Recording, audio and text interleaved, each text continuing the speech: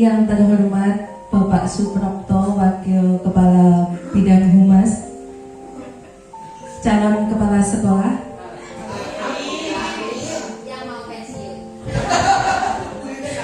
yang saya hormati Ibu Justina selaku calon guru penggerak angkatan 9, serta ibu-ibu semua guru SMK Negeri 1 Pasuruan yang saya hormati dan yang berbahagia.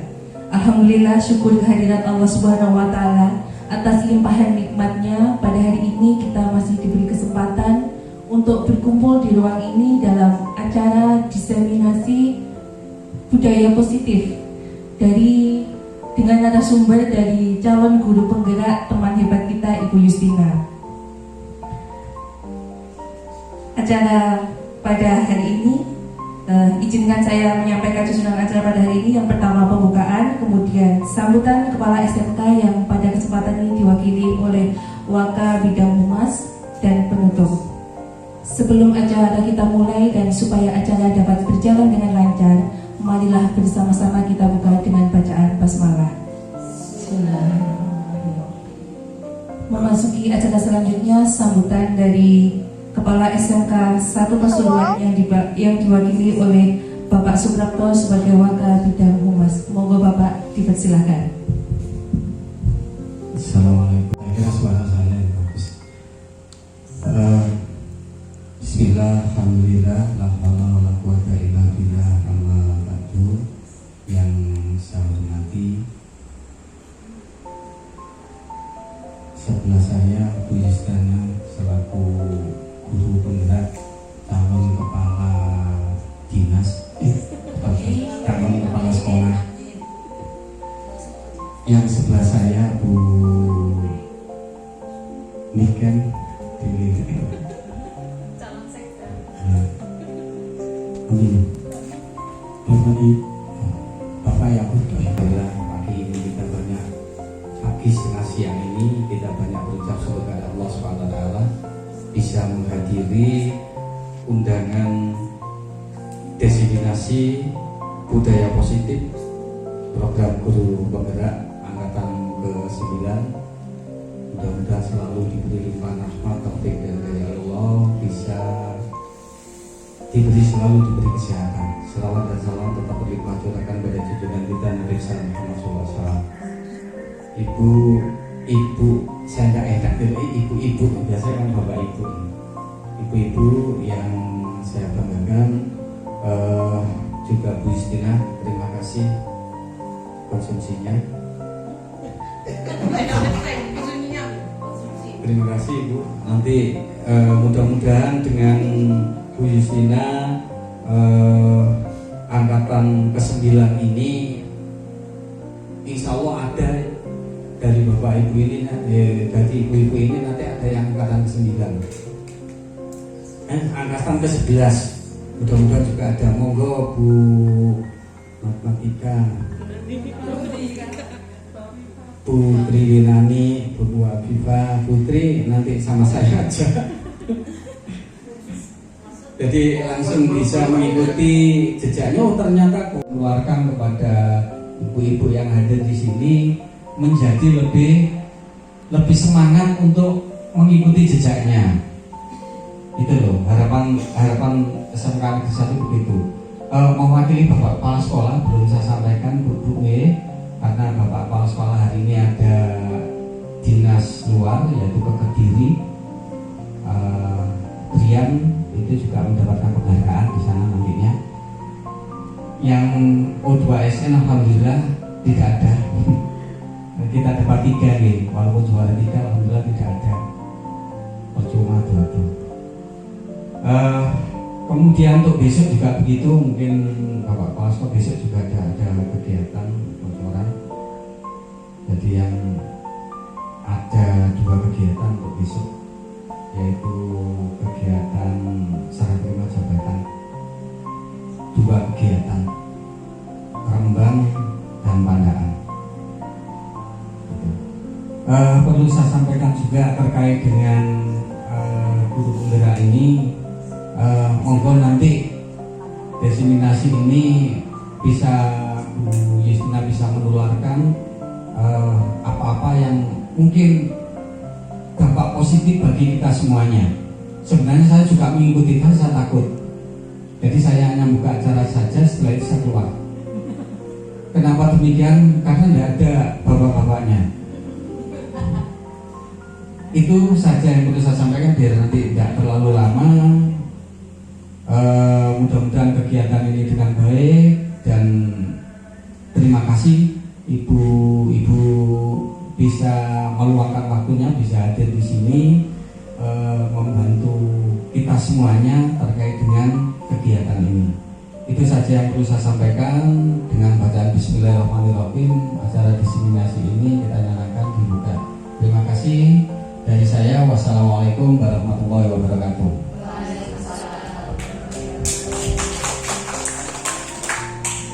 Di acara selanjutnya penutupan, sebelum acara dilanjutkan diseminasi dari Ibu Justina, marilah kita tutup kegiatan pembukaan pada hari ini dengan bacaan hamdalah. Terima kasih. Saya sebagai pembawa acara, apabila ada kesalahan mohon untuk dimaafkan. Wassalamualaikum warahmatullahi wabarakatuh. Hamdan wa syukran laka ya Allah, salatan wa salaman alaika ya Habibullah. Alhamdulillah, saya bercerita sedikit, sudah menjalani proses sebagai calon guru penggerak selama kurang lebih 1,5 bulan. Tidak semenyeramkan yang diceritakan oleh orang lain, jadi saya berkewajiban untuk menularkan cerita-ceritanya kepada Bapak Ibu, sehingga di angkatan 11 ini banyak yang mendaftar dari SMK 1. Monggo dari Bu Afifah, Bu Kartika, Bu Lina, Bu Anita,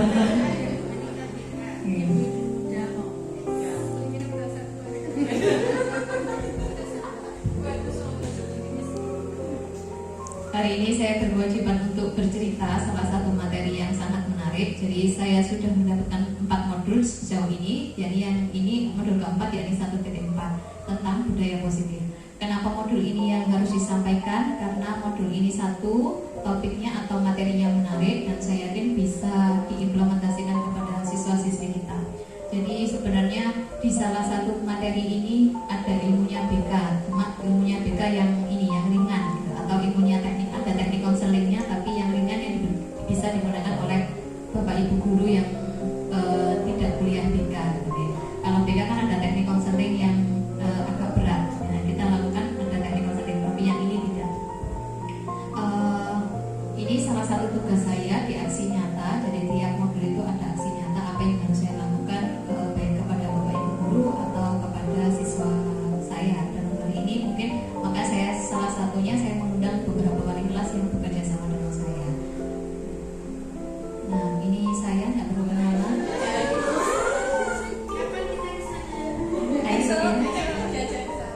Ya, saya sudah kode masih, kita belum di ACC. Yang lainnya ya, kodenya kurang keras. Kodenya kurang keras. Oke, apa saja dengan materi-materi ini diharapkan Bapak Ibu bisa lebih memahami siswa. Jadi ketika melakukan penanganan siswa atau ketika dalam pengajaran kepada anak-anak dengan memberikan materi itu bisa berbeda daripada sebelumnya. Pembelajaran dengan paradigma baru atau sekarang topiknya yakni Merdeka Belajar itu dirancang berdasar pembelajaran yang terdiferensiasi. Harapannya Bapak Ibu guru bisa mengajar sesuai dengan kebutuhan, sesuai dengan karakteristik siswa. Jadi maka bisa dilihat dari hasil intelijensinya, bisa juga dilihat dari hasil gaya belajarnya, atau juga teknik belajar siswa. Nah, sesuai dengan profil pelajar Pancasila. Kalau dulu Bapak Ibu bisa ya? Enggak kelihatan.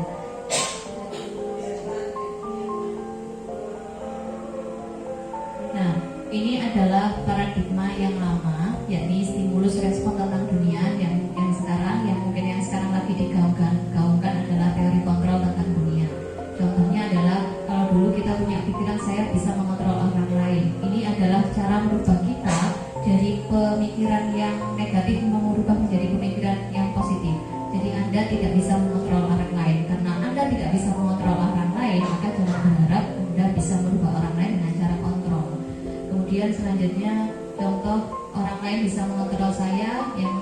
dirubah menjadi hanya saya yang bisa mengontrol diri saya sendiri. Maka ketika saya melakukan kesalahan itu murni karena kesalahan saya, buah pemikiran saya, bukan karena orang lain. Dan cara berpikirnya seperti itu. Model berpikir menang atau kalah itu menjadi model berpikir menang atau menang.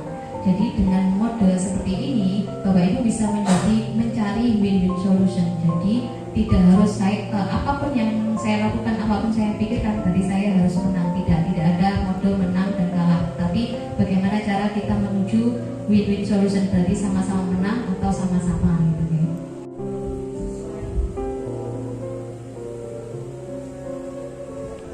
Tertib sesuai aturan, taat azas.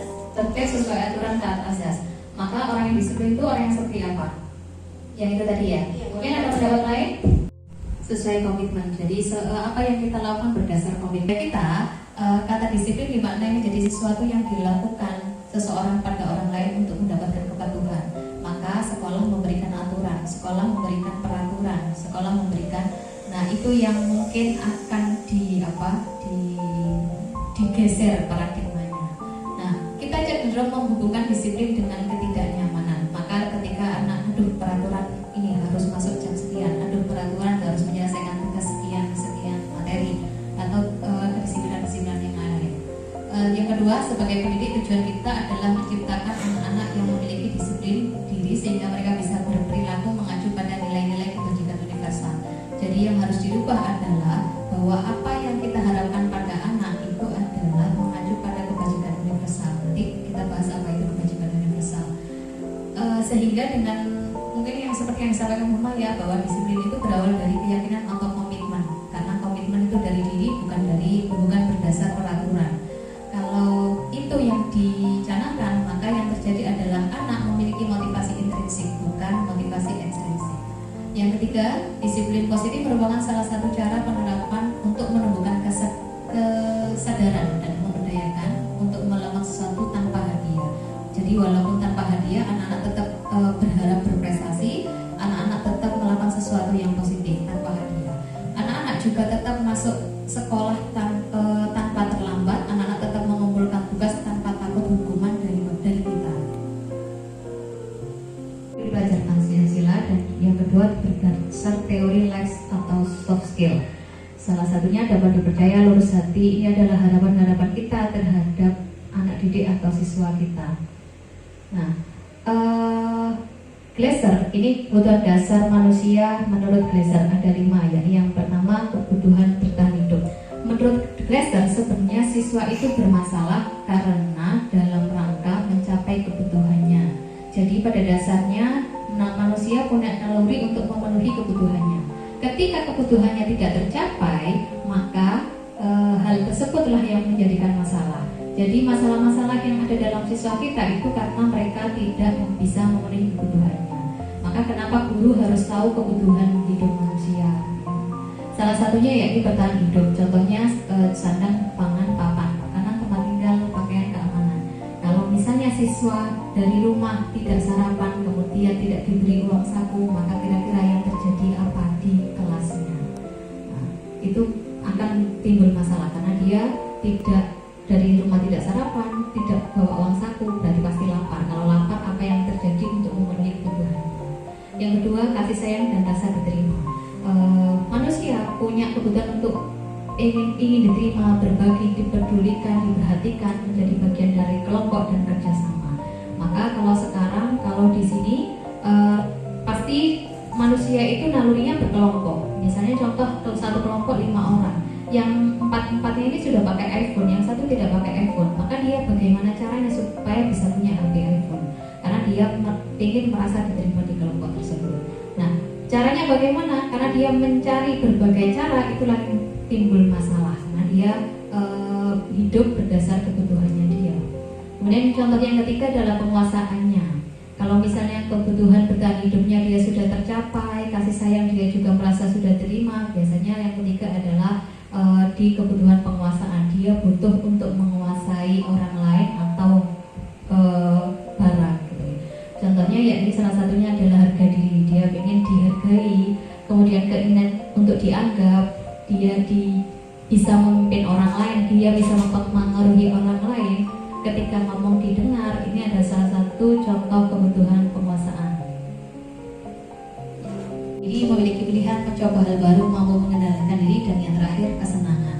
Maka ketika di kelas, ketika ada anak comel, kira-kira kebutuhan mana yang diharapkan oleh siswa atau yang hendak dipuaskan oleh siswa tersebut. Jadi yang dasar pemikirannya adalah ketika anak berperilaku malaswai atau tidak sesuai dengan etika atau kedisiplinan, maka dia berarti berusaha untuk memenuhi kebutuhannya sesuai teorinya Graeser. Yang terakhir kesenangan. Oke. Selanjutnya motivasi. Iya. Motivasi perilaku manusia itu lagi ini, just play. Motivasi merupakan dorongan yang timbul dari diri seseorang secara sadar atau tidak sadar untuk melakukan sesuatu dengan tujuan tertentu. Nah, dari kebutuhan tadi, maka anak-anak memiliki motivasi perilaku. Nah, saya datang 645 karena saya takut dihukum, karena ada tim kedisiplinan. Apakah itu motivasi anak-anak? Atau saya datang 645 karena motivasi yang lain. Contoh, saya datang 645 karena saya takut ketemu kepala sekolah atau ini, karena Pak Sigit kalau pagi selalu di depan gitu ya, atau sungkan gitu ya. Atau Bapak Ibu datang jam 6.45 karena pengen mendapatkan imbalan atau penghargaan atau pujian. Ini loh kayak Bu Afifah datang mesti 6.40, gak tahu di sore 6.45. Itu contoh, ingin mendapatkan imbalan atau pujian. Di antara perilaku-perilaku Bapak Ibu atau di antara perilaku-perilaku Ananda, di manakah motivasi yang mereka tunjukkan? Dan yang terakhir adalah karena mereka berbuat seperti itu karena mereka menghargai nilai-nilai kebajikan diri sendiri atau mereka menghargai nilai diri mereka sendiri. Saya datang karena saya adalah orang yang tepat waktu. Jadi walaupun tidak ada hukuman, walaupun tidak ada pujian, mereka tetap datang pagi. Konsep disiplin dengan identitas gagal menyakitkan, tidak nyaman, murid menjadi takut, memaksa, dan murid menyembunyikan kesalahan dan pada akhirnya berbohong. Ya, jadi kalau Bapak Ibu sering menggunakan hukuman sebagai respon dari perilaku siswa, maka yang terjadi adalah hal seperti ini, dan ujung-ujungnya adalah ini kebohongan yang diungkapkan. Dan yang kedua adalah penghargaan. Penghargaan ini bisa efektif dan tidak efektif. Tidak efektifnya karena satu bisa merusak hubungan antara satu dengan teman yang lain. Mesti equais ini kayak dia, karena mesti itu yang bisa berhasil menunjukkan perilaku positif. Gitu. Yang kedua adalah mematikan kreativitas, menghukum dengan sistem ranking itu menurut teori ini itu sebagai bentuk hukuman. Karena apa? Karena menunjukkan kapasitas. Yang terakhir, merampas hak menghargai dirinya sendiri. Penghargaan karena sifatnya temporer, bukan selamanya. Dan yang ketiga adalah konsekuensi. Penguatan jangka panjang perlu monitoring berkelanjutan. Jadi ada plus sama minusnya. Sikap guru selalu memonitor sesuai aturan apa tidak. Stimulus respon, murid menghormati peraturan dan sesuai kesepakatan. Dan yang terakhir adalah restitusi. Guru dengan sistem restitusi membuat siswa itu bertanggung jawab untuk perilakunya. Kemudian guru dan siswa fokus pada permasalahan jangka panjang. Dengan teknik ini atau teknik restitusi ini, siswa bisa menghormati dirinya dan juga menghormati orang lain, menghormati nilai dirinya dan juga menghormati orang lain.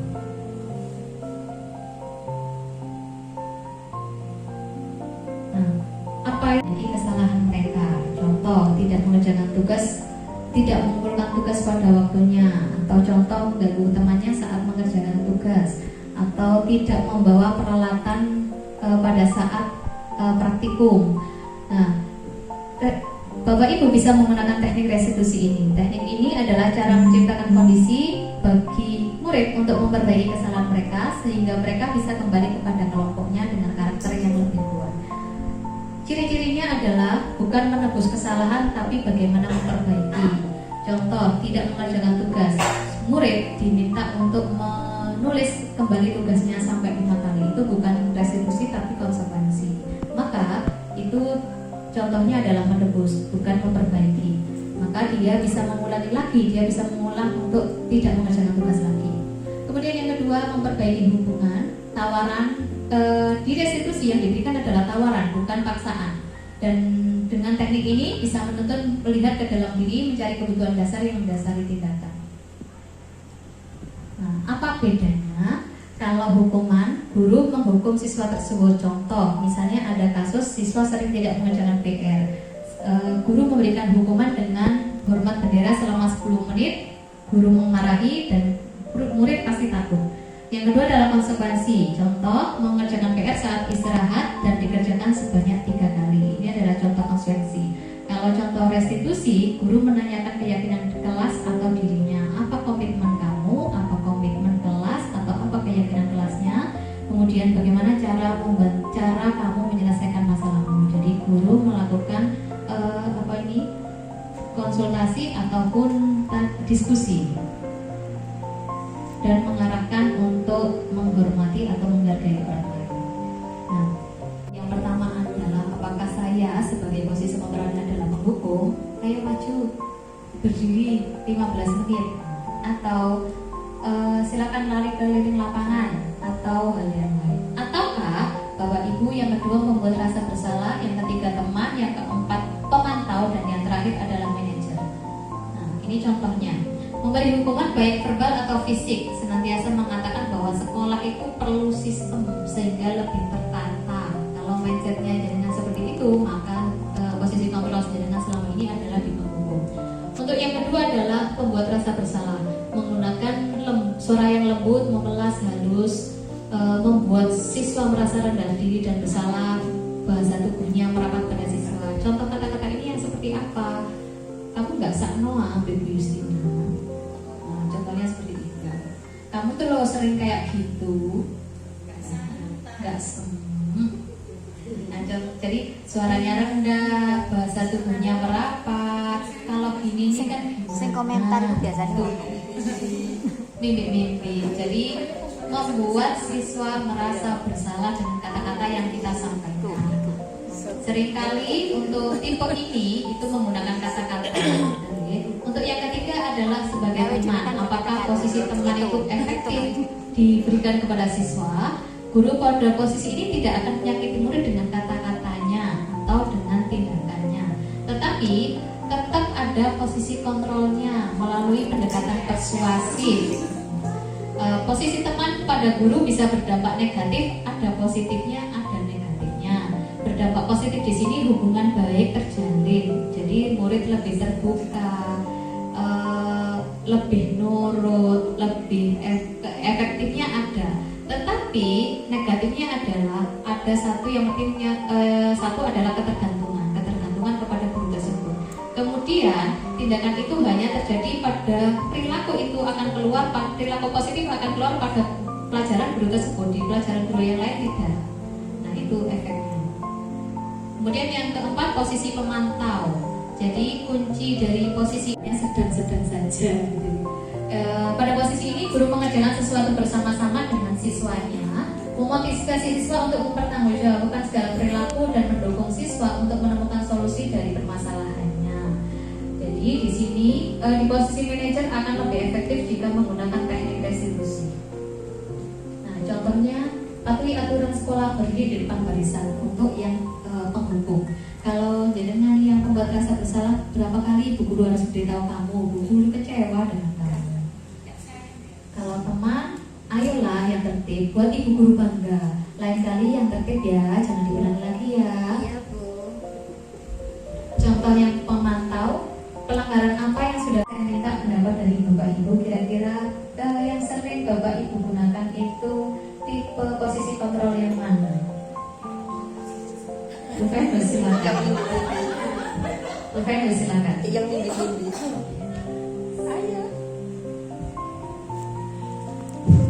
Mungkin sedikit cerita bagaimana melakukan penanganan dengan posisi kontrol yang mana.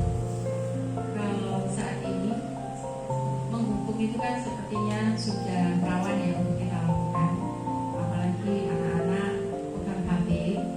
Meskipun kita niatnya bagus untuk membuat restitusi, tapi kita selalu menghindari untuk menghukum karena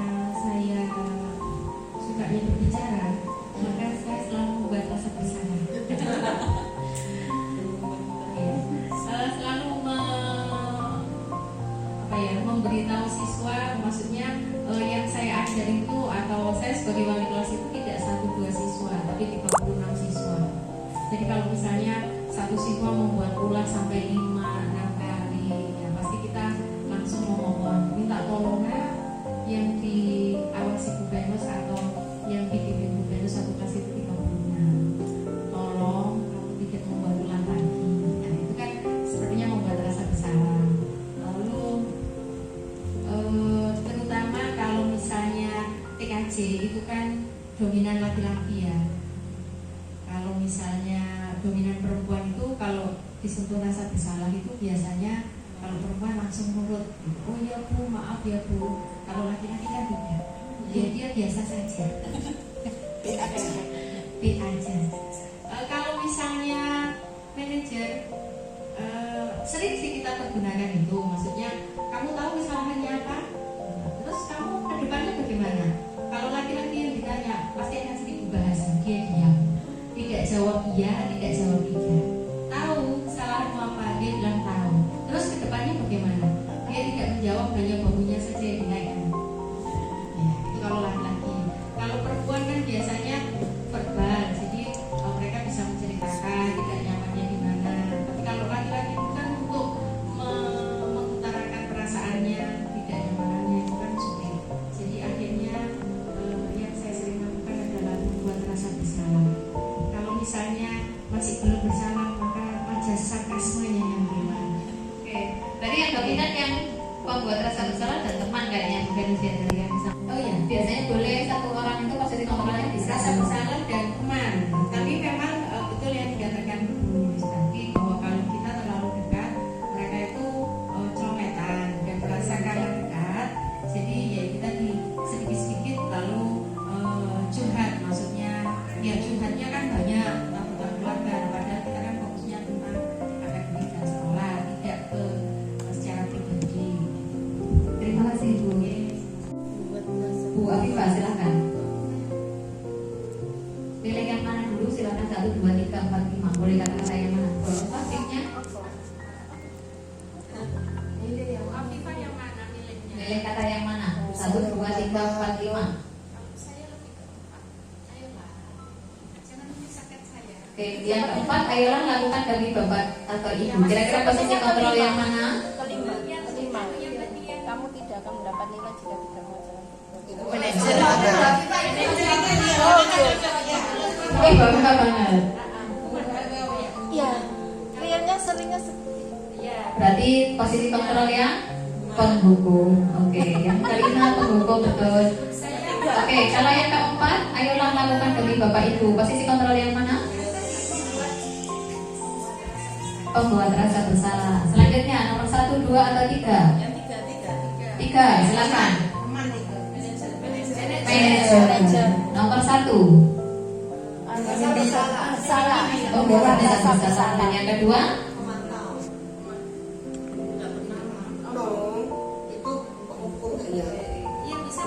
Boleh pemantau, bisa di ini. Oke, terima kasih tepuk tangan untuk Bapak Ibu.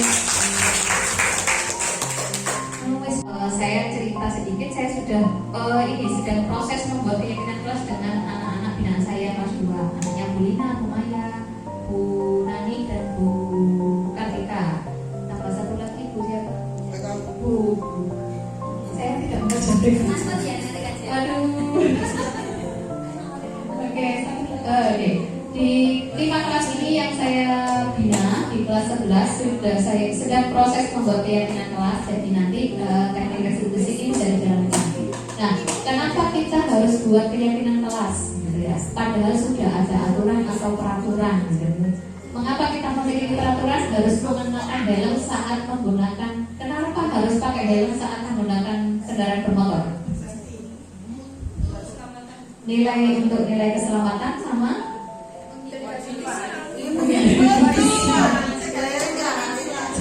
Oke, kalau kita tidak memakai helm kita bisa ditilang. Maka yang kedua adalah untuk safety atau keselamatan. Mengapa harus pakai masker? Waktu itu harus pakai masker dan mencuci tangan pada saat pandemi. Oke, karena peraturan itu dibuat oleh orang lain, sedangkan keyakinan itu timbul dari diri kita sendiri. Ketika keyakinan itu timbul dari kita sendiri, maka kita akan lebih bekerja keras untuk memunculkan perilaku yang positif. Beda saat peraturan itu dibuat oleh orang lain. Nggak apa-apa, itu ada dulu. Tapi kalau keyakinan itu dibuat karena ngomongin gitu. Tapi kalau keyakinan itu dibuat dari diri kita sendiri, satu, secara verbal harus lebih abstrak daripada peraturan dan berupa pernyataan universal dan berbentuk kalimat positif. Dan yang ketiga, jangan banyak-banyak agar mudah diingat. Dan ini semua harus keluar dari pikiran anak-anak. Yang keempat adalah sesuai dengan kondisi kelas dan sekolah agar mudah diterapkan. Maka keyakinan kelas KA 1-2 itu pasti bisa jadi berbeda. Begitupun dengan ranking 1, 2, dan 3 itu bisa jadi isinya berbeda karena keyakinan dibuat oleh masing-masing siswa yang karakternya dan kebutuhannya tidak sama.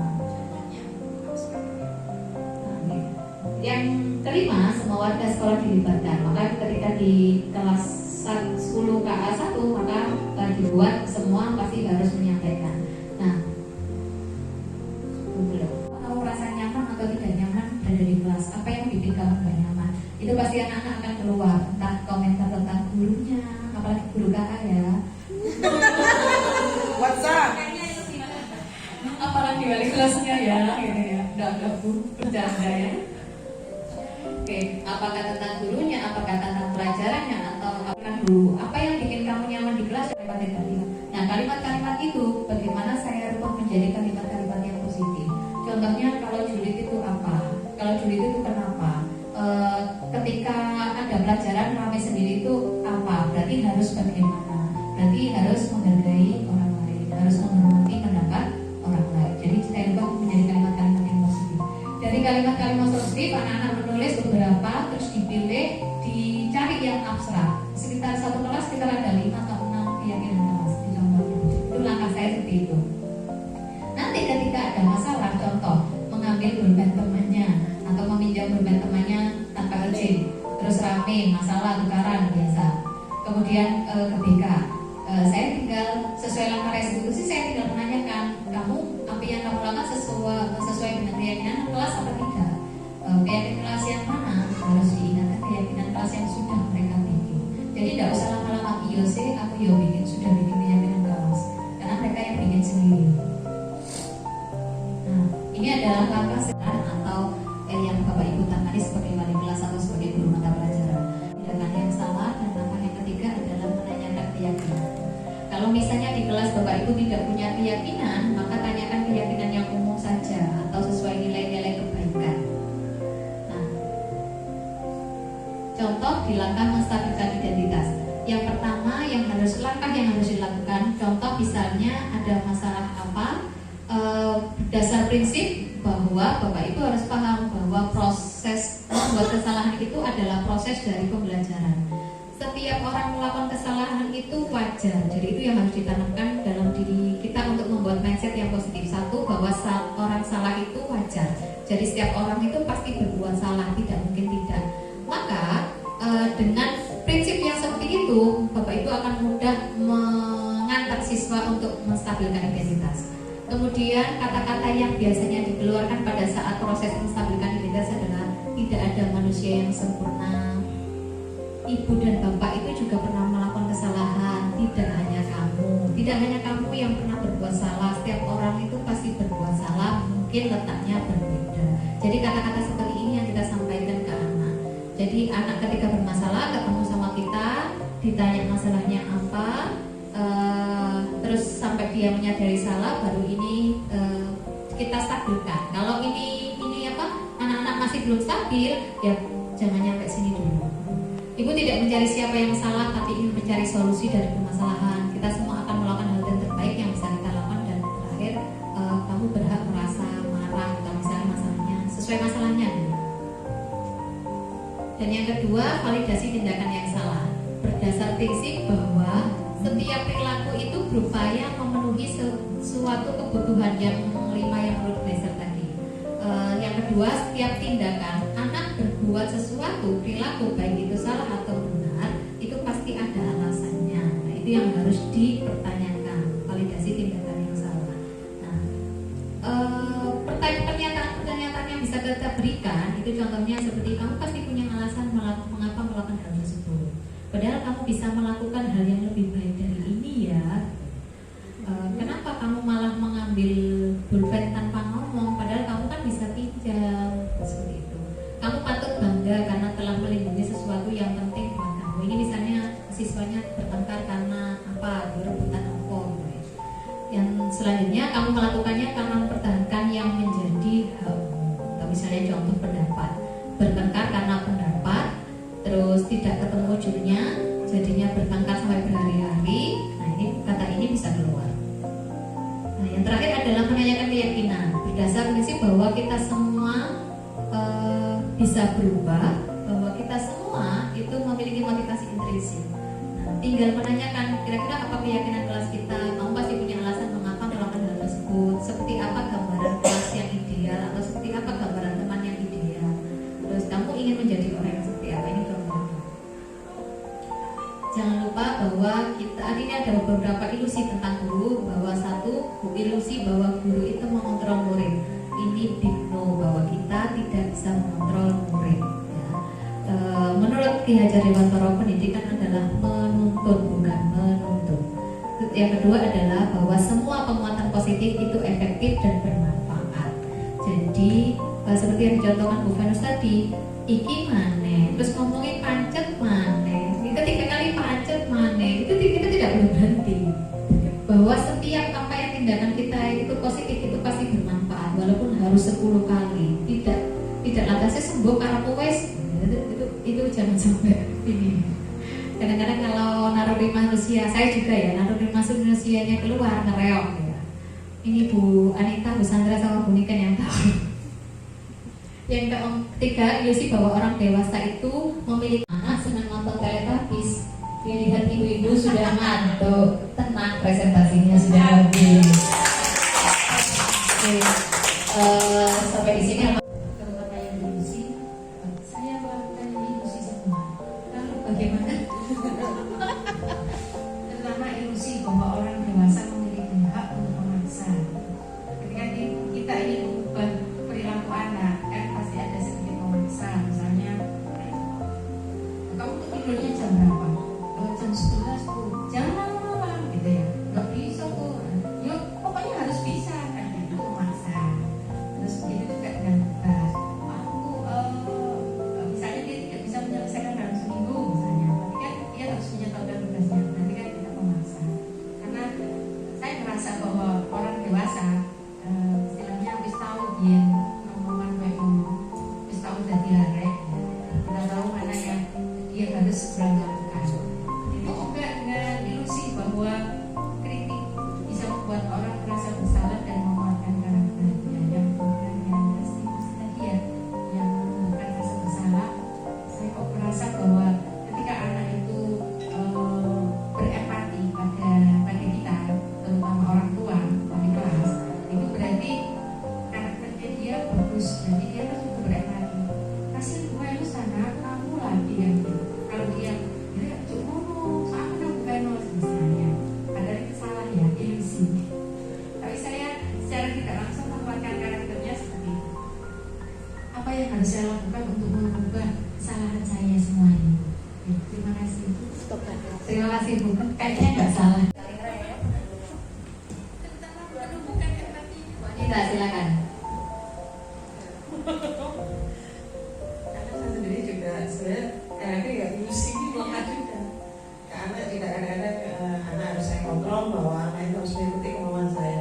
Nah, kembali lagi kita harus sadari bahwa anak ini punya karakter yang bukan kita bentuk, tapi mereka adalah memiliki sejak harus mulai lahir dan kita lingkungan sangat kuat. Nah, kembali lagi disampaikan Venus, kita harus memunculkan kesadaran diri bahwa kebutuhan saya ini apa ya, kemudian bagaimana saya mewujudkan kebutuhan itu, dan sebagai kita itu nyaman untuk bisa tumbuh keyakinan tadi bahwa ini penting untuk saya. Kembali lagi kita menguatkan itu ya, kita harus berkomitmen lagi, kembali ke komitmen untuk semacam visi. Kalau visi ini tidak bisa kita lakukan sesuai dengan apa yang kita tuliskan bersama kan di dasar komitmen, maka itu kan salah, itu keliru. Untuk mengubah perilaku memang tidak mudah. Kita sendiri sadari bahwa kita sendiri saja juga sulit untuk mengubah diri kita. Makanya kemudian adalah kita menumbuhkan keyakinan kita tadi. Terima kasih. juga jadi berdasar stigma, doktrin, kebiasaan apalagi di SMK.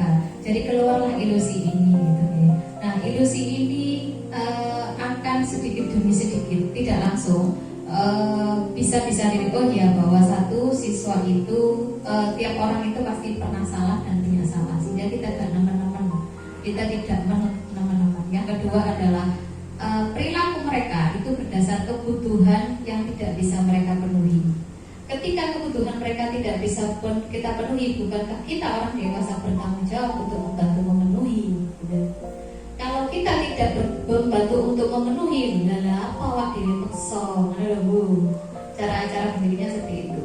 Nah, yang kita lewati adalah bahwa kita menyadari kebutuhan bahwa mereka itu melakukan hal tersebut karena kebutuhan mereka belum terpenuhi. Kita melewati itu. Nah, karena kita melewati itu, maka ilusi-ilusi ini yang terjadi. Karena kita, ternyata ketika saya tahu bahwa ternyata semua perilaku siswa yang maladaptif atau mahasiswa itu berdasar bahwa dari kebutuhan yang mereka tidak dapat. Termasuk misalnya orang tuanya pisah, mereka tidak dapat kasih sayang, tidak diterima, maka mereka di sini ketika di kelas, contoh di kelas anak-anak yang suka caper, suka teriak-teriak, pokoknya boleh molo, itu pasti orang-orang yang butuh power, butuh penguasaan, butuh penerimaan, butuh dilihat. Gitu. Berarti caranya bagaimana? Nah, kita sebagai guru mengantar. Bu Venus kalau tanya saya keliru kalau tanya solusinya, karena saya sama Bu Venus mengantar Bu Venus. Itu Bu, itu pendapat saya. Saya berdasar dari ketika saya baca ini, oh iya, saya menyadari bahwa oh iya, satu yang saya lewati adalah bahwa saya tidak mencari kebutuhan siswa ini apa yang kurang gitu. Makanya saya kelewatan akhirnya nyampe di ilusi. Oke, yang lain satu lagi. Komitmen kan katanya disiplin dan lain-lain itu butuh komitmen. Sedangkan kalau anak-anak biasanya berkomitmen ya sesuai dengan apa yang dia inginkan, sesuai dengan apa yang dia inginkan.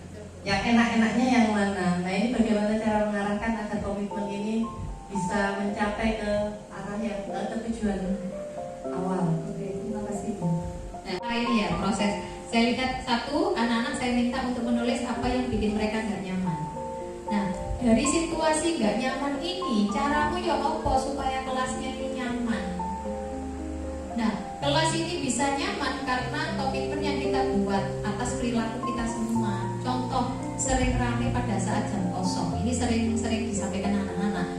Terus kalau di KA itu ngomong tuh banter-banteran. Ada KA1 dan KA2 sama. Kalau teknik enggak itu yang luar.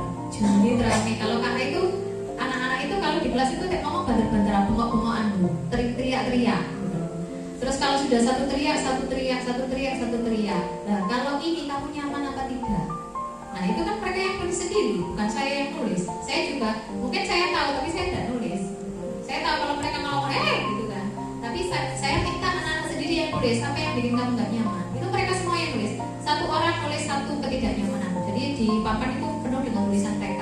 Dari 35 tulisan dari anak-anak saya kerucutkan menjadi kata-kata ini kalau Raffi ngomong sendiri, ngomongin orang, julid itu masuk di apa? Masuk di ini Bu, anak-anak sendiri. Jadi saya minta satu anak nulis, terus anak-anak sendiri menjadi 10 kalimat.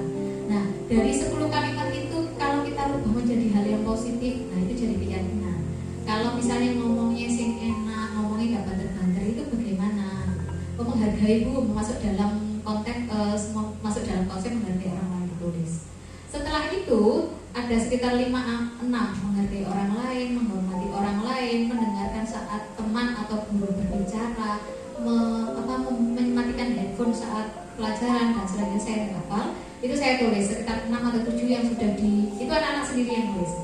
Setelah itu saya minta anak-anak untuk kira-kira semuanya harus nulis. Kira-kira breakdown dari kata-kata itu apa? Contoh menghargai orang lain. Itu saya suruh nulis. Tidak memanggil nama orang tua. Jadi anak-anak itu kalau guyon itu panggil ayai. Tidak memanggil nama orang tua. Tidak bullying fisik. Contoh gendut gitu. Terus sipit itu panggilannya. Nah Nah itu ditulis sama anak-anak.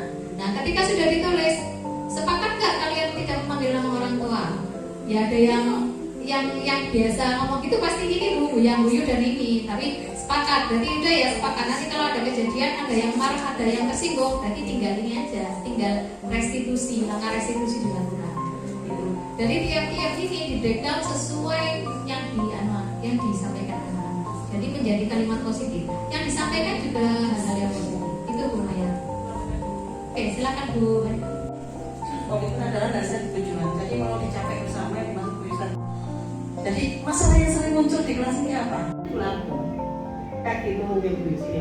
Jadi ya komitmen adalah sebuah tujuan yang berdasarkan keinginan bersama, bukan masalah benar atau salah, tapi yang ingin dicapai, yang ingin membuat kita enak di sini itu ya sama-sama semua bisa menjalan. Mungkin Ibu, terima kasih. Terima kasih Bu Anita. Oke, terima kasih Ibu. Selanjutnya saya akan menjelaskan tentang keyakinan kelas. Saya juga di sini saya akan memaparkan hasil implementasi saya selama saya menerapkan pembelajaran berbasis atau berdasar dari keyakinan kelas. Jadi di beberapa kelas saya yang saya ampu yakni 11 taking 1, taking 2 dan taking 3, 11 KA1 dan KA2 saya sedang proses atau sudah mendampingi mereka untuk mengembangkan atau membuat keyakinan kelas. Adapun langkah-langkah yang saya lakukan berdasar dari beberapa hal tersebut. Jadi yang pertama adalah keyakinan kelas itu dibuat memang untuk menertibkan siswa, okay? Tetapi menertibkan di sini bukan dalam artian pemaksaan, namun lebih pada komitmen yang mereka berikan. Bagaimana siswa mengeluarkan tanggung jawab atau menciptakan tanggung jawab dari komitmen atau keyakinan yang mereka buat sendiri. Kemudian yang kedua, fungsi dari keyakinan kelas ini dibuat sebagai pengendalian diri mereka. Jadi mereka lebih berhati-hati atau mereka lebih memilih perilaku yang positif yang sesuai dengan keyakinan kelas yang mereka ciptakan sendiri atau yang mereka susun komitmennya sendiri. Yang ketiga, keyakinan kelas harus atau kami berdasar dibuat secara bersama-sama dengan seluruh siswa. Dalam hal ini saya laksanakan per kelas, yakni sesuai kelas yang saya sampaikan tadi.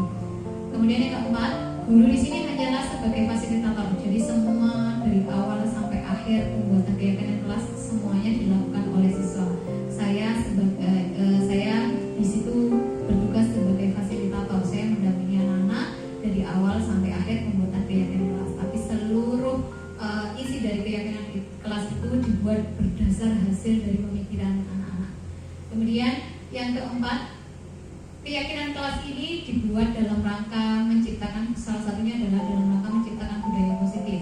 Nah, budaya positif di sekolah ini dibuat supaya harapannya dapat meningkatkan karakter pada sumber daya manusia yang terdapat dalam komunitas tersebut atau dalam hal ini siswa. Next.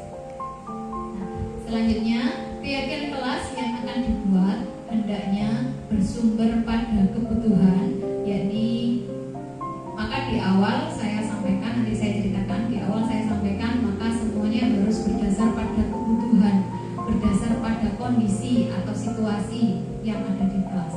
Jadi memang benar-benar sesuai dengan realitas. Selanjutnya yang keenam adalah dalam membuat keyakinan kelas, kita sebagai fasilitator harus menggali seluruh hal yang positif yang dimiliki oleh anak-anak atau yang dimiliki oleh siswa untuk dijadikan sebagai landasan keyakinan kelas. Kemudian yang ketujuh, kalimat yang digunakan harus bersifat abstrak, universal. Jadi memang benar-benar dipahami oleh seluruh siswa.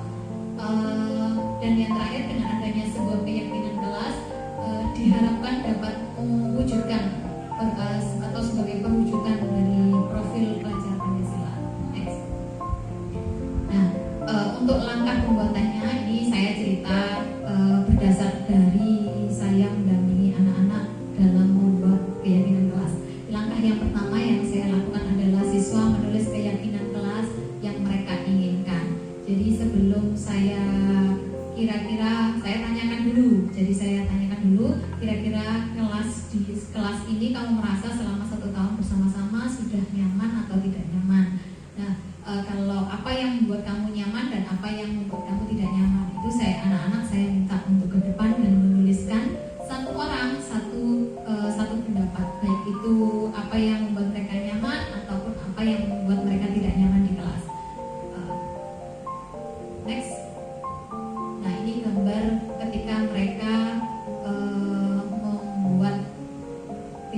kelas atau membuat item-item baik, apakah itu yang bikin mereka nyaman atau tidak nyaman.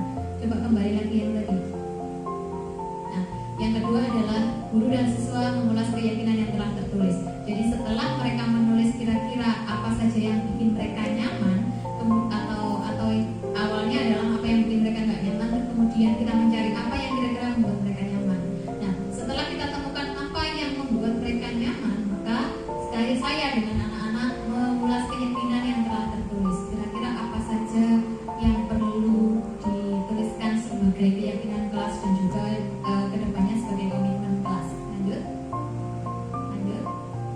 Nah, ini contohnya anak-anak sudah mulai mengulas keyakinan kelas.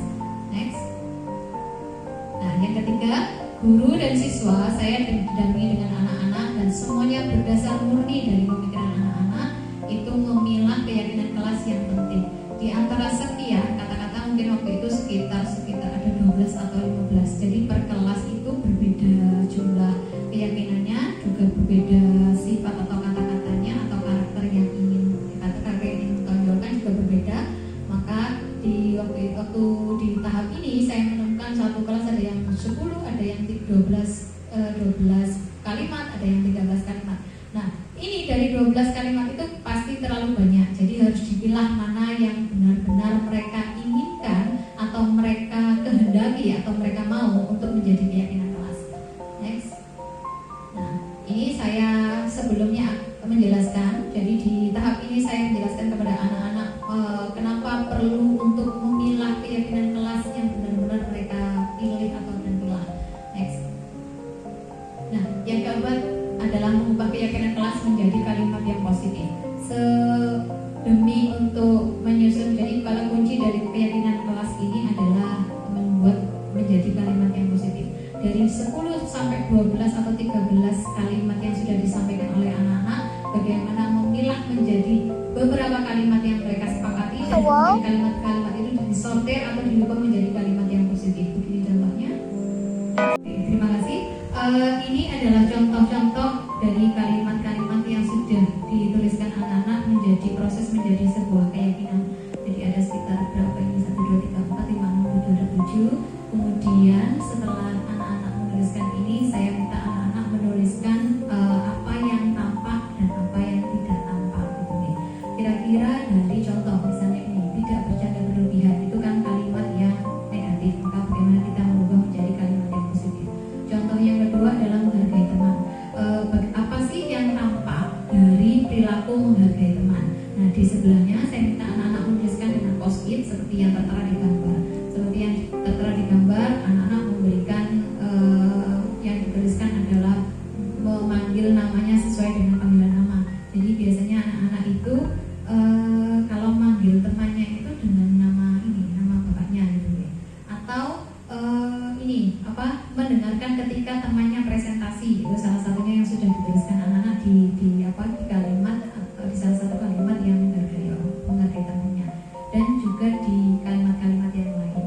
Oke, next. Nah, yang kelima adalah mengecek dan menyepakati keyakinan kelas.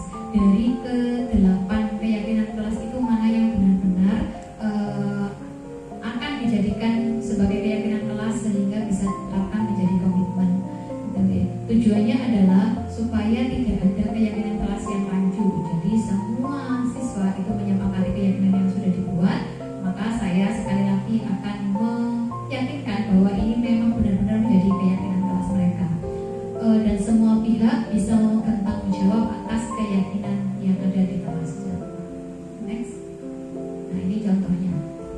Ini kegiatan yang saya lakukan untuk penerapan keyakinan kelas, dan mereka dari sekitar 10 atau 12 itu mereka memilih menjadi 5 sampai 6 keyakinan kelas.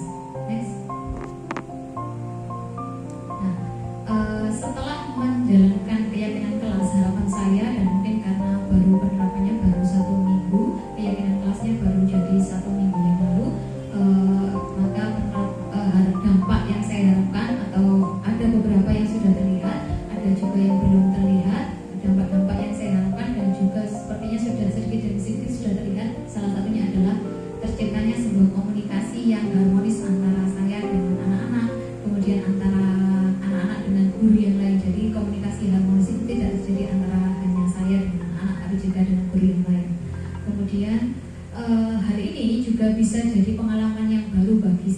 bagaimana belajar bertanggung jawab, bagaimana belajar berkomitmen, bagaimana melakukan sesuatu atau bertindak sesuai dengan yang mereka janjikan atau yang mereka susun komitmen di awal.